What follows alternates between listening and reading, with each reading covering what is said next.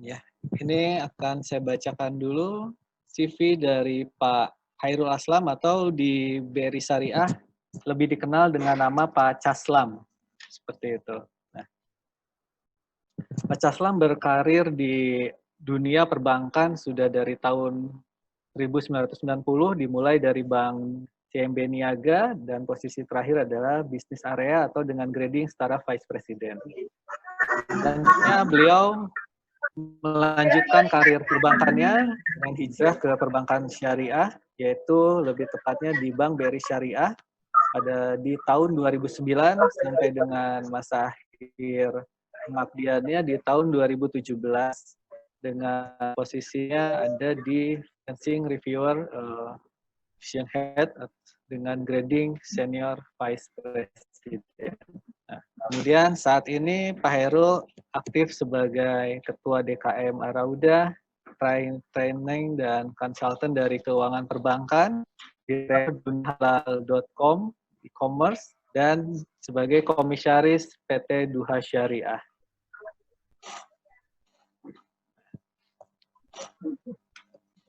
Untuk pendidikan terakhir beliau adalah Magister Manajemen dari Universitas Gadjah Mada dan telah memiliki sertifikasi dari beberapa bidang. Yang terbaru diantaranya adalah telah tersertifikasi dari IRCA untuk ISO 27001 atau di sini ISO yang mengeluarkan sertifikasi untuk keamanan teknologi informasi, kemudian mengikuti beberapa pelatihan dari DPS MUI, kemudian memiliki sertifikat DSMR level 4 dan sertifikat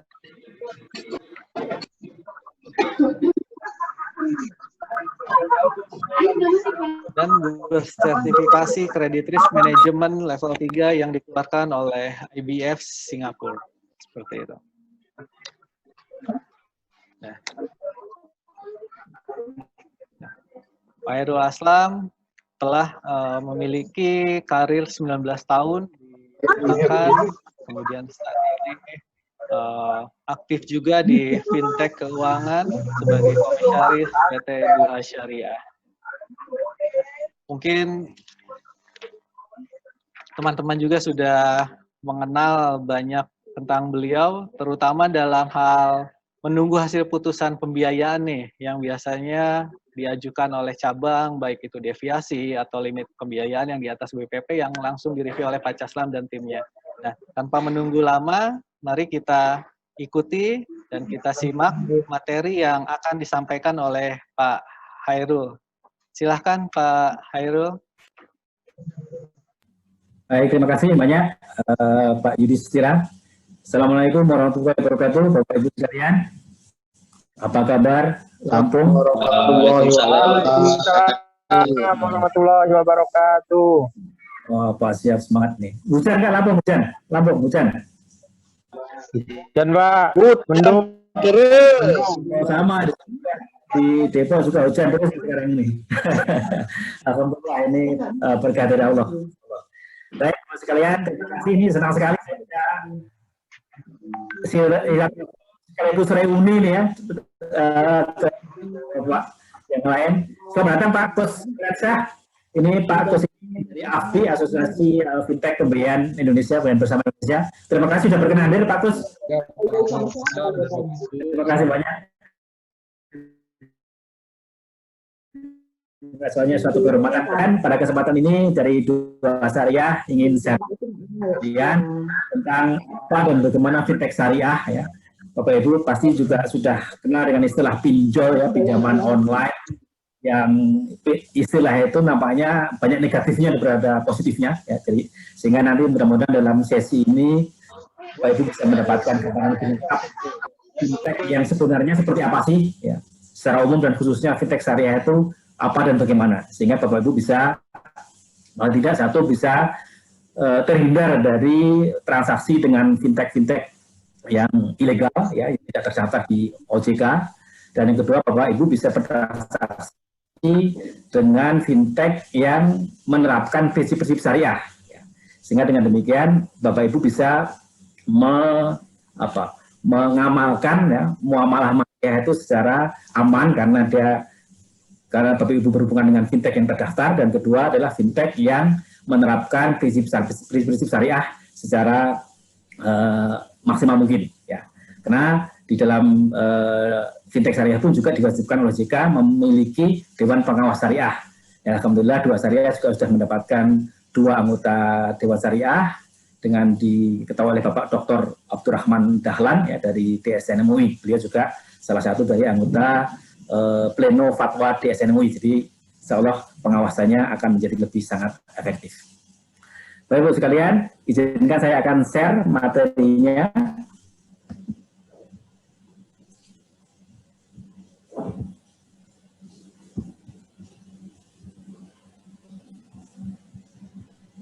Ya, sudah kelihatan mudah-mudahan ya. Saya slideshow. Baik, jadi apa dan bagaimana fintech syariah? Ini terima kasih sekali kepada Pak Bardani ini yang telah mengkoordinir, ya, memfasilitasi sehingga sosialisasi ini bisa berlangsung di Lampung. Mudah-mudahan Lampung yang juga nanti akan saya sampaikan datanya seperti apa sih fintech di Lampung, seperti apa, berapa banyak, berapa ribu atau berapa puluh ribu followernya, berapa puluh ribu lendernya, nanti akan saya sampaikan sehingga untuk memberikan gambaran kepada Bapak Ibu sekalian di Lampung sudah seberapa besar sih penetrasi fintech di Lampung yang notabene adalah tempat Bapak Ibu berdomisili. Baik Ibu sekalian, lihat tantangan yang dihadapi oleh Indonesia saat ini adalah sebetulnya masalah inklusi pembiayaan, inklusi keuangan, inklusi pelaku usaha khususnya UMKM itu masih belum memiliki akses ke pembiayaan yang memadai. Karena apa? Karena umumnya adalah terkendala dengan satu, administrasi mereka belum dibikin atau dibikin tapi belum rapi. Kedua adalah faktor tidak ada agunan atau tidak memiliki agunan. Dan juga mungkin size-nya, ukuran bisnisnya masih begitu kecil sehingga kalau dicoba dibiayai oleh lembaga keuangan sekelas bank umum syariah itu masih belum worth it, belum memberikan dampak yang signifikan dibandingkan dengan cost operasional yang harus dikeluarkan. Sehingga inklusi keuangan ini membawa dampak pada velocity of money, jadi uang itu muternya kurang cepat, ya, sehingga kita tahu UMKM itu ya dagang hari ini, dapat bahan hari ini, dia bikin barang, dia jual, dia mau bikin lagi, yang nunggu hasilnya terjual dulu, dapat cash dulu baru dia bisa berputar lagi. Nah itu artinya velocity of money-nya dilambat. Nah kalau ini adalah lembaga keuangan yang bisa membantu mempercepat membiayai kebutuhan modal kerja ataupun investasi dari UMKM ini, tentunya velocity-nya akan menjadi berlipat. Kalau velocity of money-nya berlipat, tentunya distribusi barang dan jasa itu juga akan menjadi semakin lancar. Supply-nya juga akan menjadi bertingkat. Dengan demikian tingkat kesejahteraan pun juga akan menjadi, insya Allah menjadi meningkat. Tadi disampaikan oleh Pak Hot bahwa kontribusi fintech di Indonesia ini sudah mencapai 0,7% menurunkan tingkat kemiskinan. Mudah-mudahan fintech syariah juga akan terus berperan di dalam peningkatan kesejahteraan masyarakat di Indonesia ini.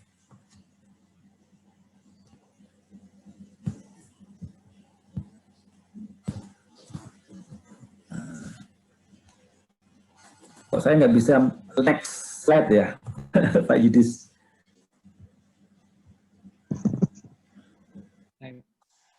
Saya bisa next slide, Pak Yudis. Ini oke. Okay. Bisa. Nah, oke, baik. Tadi kok nggak bisa ya. Jadi kebutuhan dasar pelaku usaha itu baik dia supplier barang atau supplier jasa, ya kan? Itu kan mereka mencoba untuk memberikan barang atau mensuplai barang sebanyak yang dibutuhkan oleh market. Ya, tentunya mereka perlu pendanaan kan, perlu pendanaan sehingga dia bisa memproduksi barang lebih banyak lagi dan memasarkan barang lebih banyak lagi. Oke.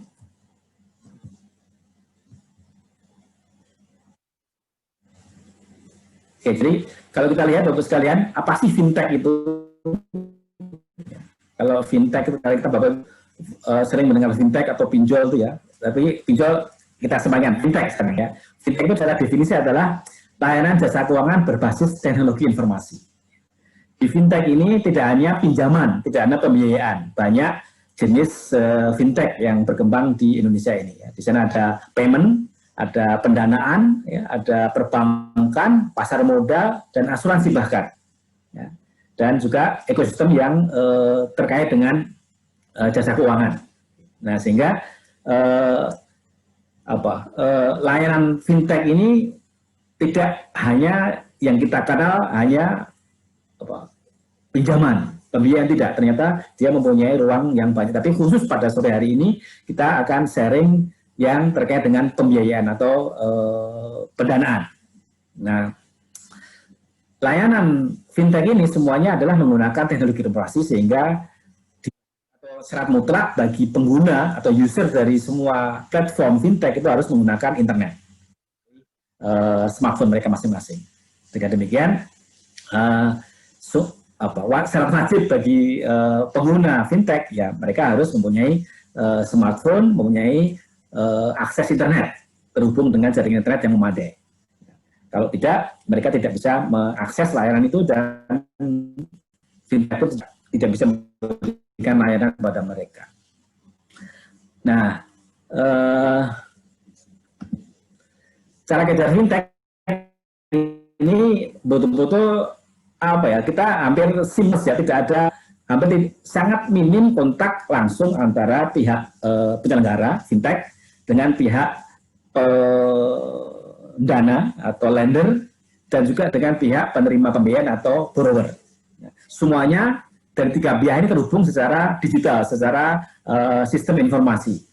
Dari pihak lender berhubungan dengan fintech juga dengan aplikasi, dengan smartphone, dengan laptop, demikian juga dengan pihak borrower berhubungan dengan platform, dengan fintech juga dengan menggunakan aplikasi.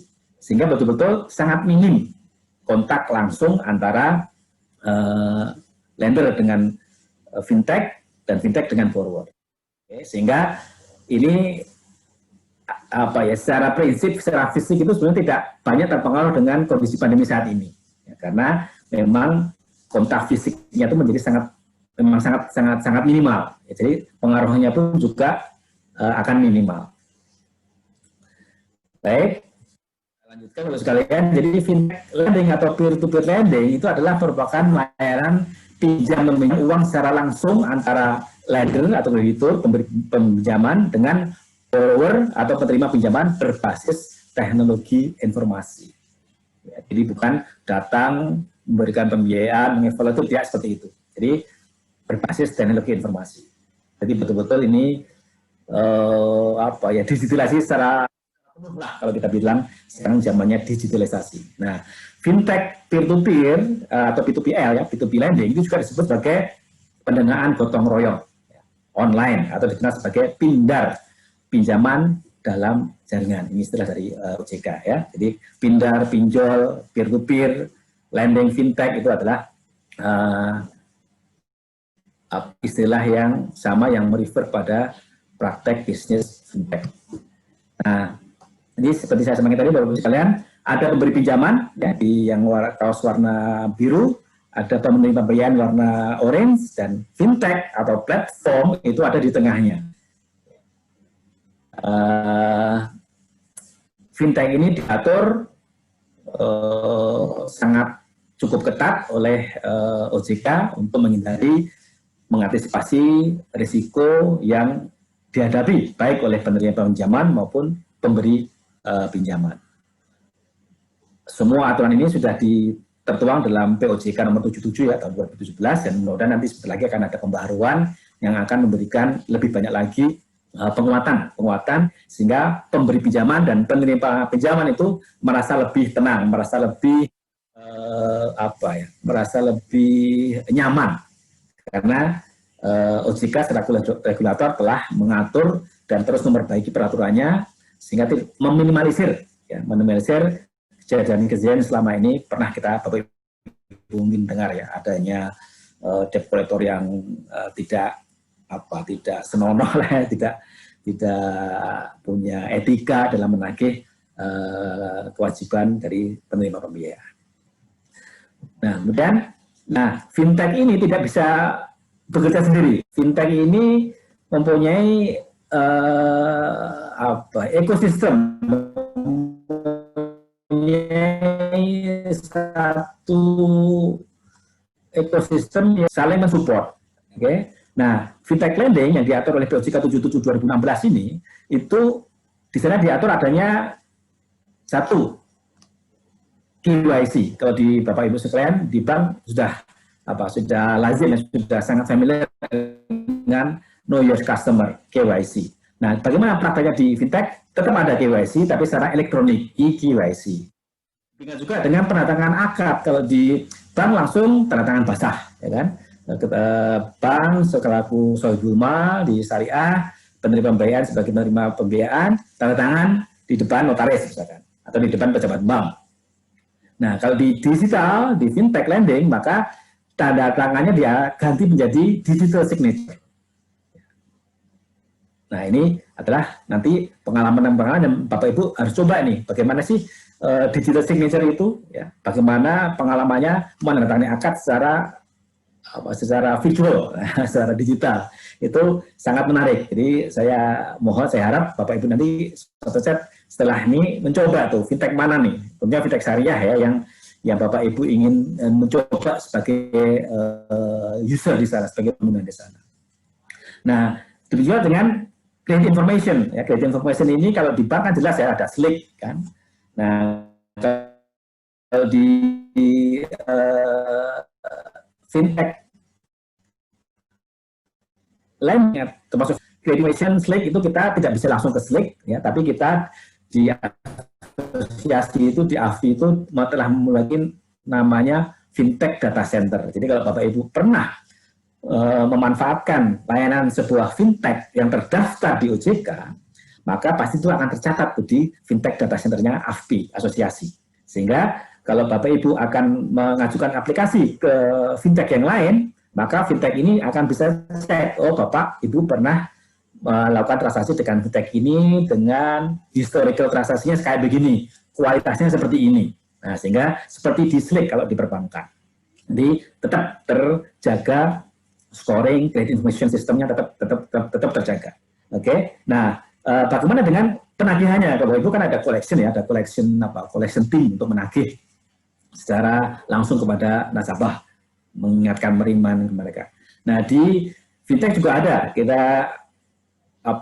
Di fintech ini tata cara code of conduct dalam melakukan collection itu sudah diatur oleh asosiasi AFPI tadi ya. Jadi tidak semua pegawai itu boleh melakukan collection secara daring.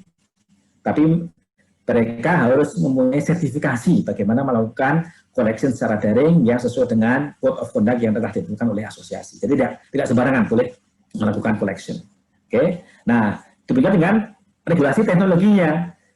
Fintech ini untuk mendapatkan izin dari OJK, salah satu syaratnya adalah bahwa dia harus sudah tersertifikasi dengan tadi ISO 27000. Artinya syarat minimal untuk mengamankan sistem informasi yang ada di fintech tersebut telah diaudit, telah diuji oleh pihak yang memang sudah ditunjuk oleh OJK untuk memberikan sertifikasi, apa dia layak mendapatkan sertifikasi ISO atau tidak. Nah, sehingga aspek keamanan data dari para pengguna fintech itu semaksimal mungkin diprotek oleh regulasi untuk memberikan rasa aman, rasa nyaman kepada para pengguna. Itu yang terpenting dari ekosistem yang ada di fintech.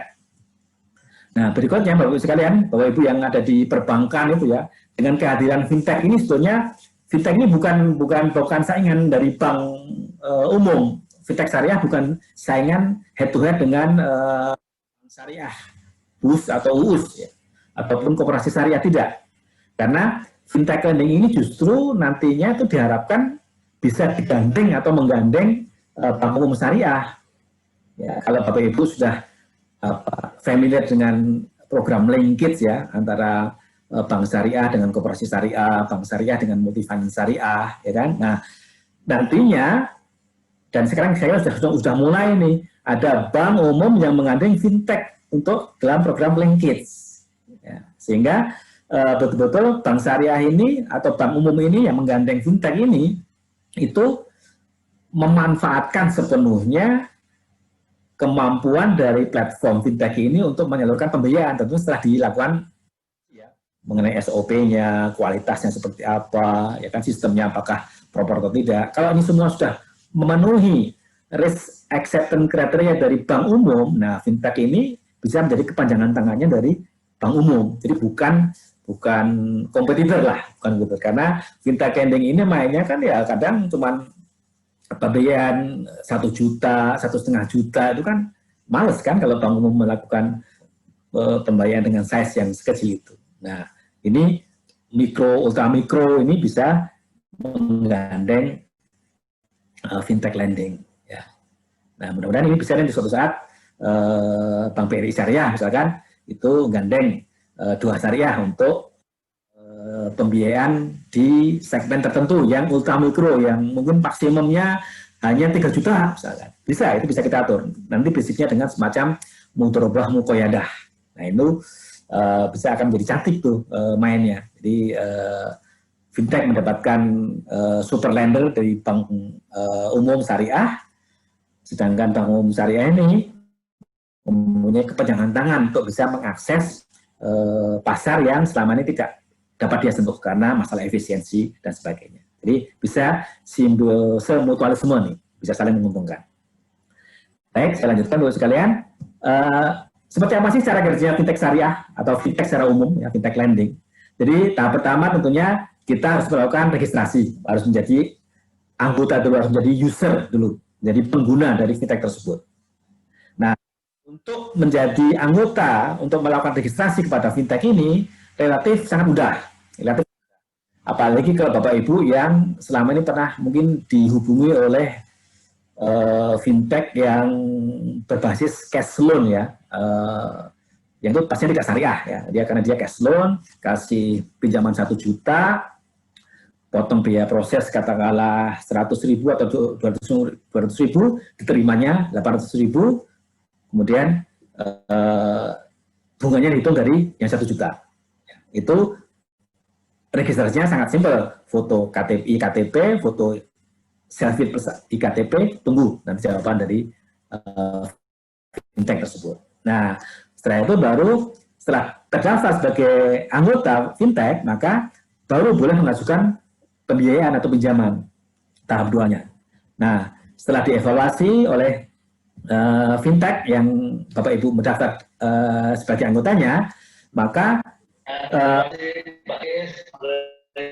fintech ini akan mengecek tadi fintech data center yang ada di asosiasi. Kalau semuanya oke, beres, semua sudah terverifikasi dan masuk dalam kriteria, maka tahap ketiganya adalah pelaksanaan pembiayaan.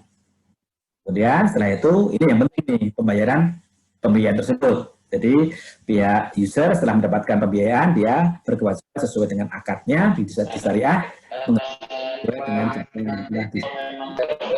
jadi ini sama dengan di bank pun juga seperti ini, sama. Hanya prosesnya di sini banyak adalah virtual, banyak digital, tidak langsung. Kita itu yang sedang berbicara mungkin bisa di-mute dulu mikrofonnya, Bapak Ibu sekalian. Terima kasih. Nah, bagaimana perkembangan fintech lending saat ini? Ya, agar Bapak Ibu punya gambaran nih, seperti apa sih fintech saat ini? Ya, mohon maaf untuk speaker, mohon dimatikan selain pembicara yang mengaktifkan speaker. Pak Irfan, silakan dimatikan dulu, di-mute dulu.